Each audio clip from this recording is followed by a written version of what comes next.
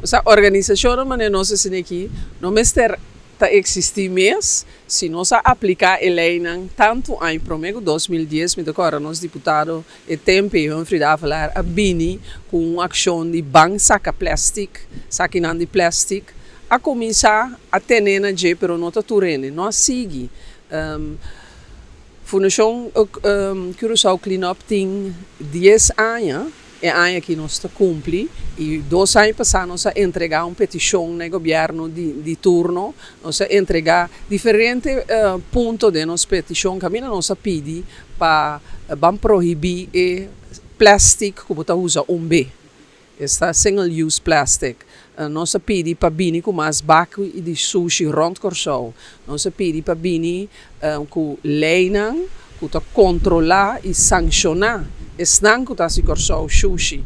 Nós pedimos para o banco controlar, fazer mais controle rígido, riba, lugares ilegal que está dump sushi. E também nós pedimos para vir com uma campanha informativa, que nós está volver conscientizar nossa comunidade, entende? Nós mesmos temos nossa isla limpa. Não está outro mês assim para nós. Nós mesmos, sobre e tem sua consequência para nós mesmos. Se nós não mantermos limpo. E nós esperamos que nós por volver a cooperação para nos apresentar nossa petição a trobe do parlamento novo que nós temos aqui e assim para nós seguir puxar para nós por seguir manter. Nós turcos viva de um coisa limpo, tá?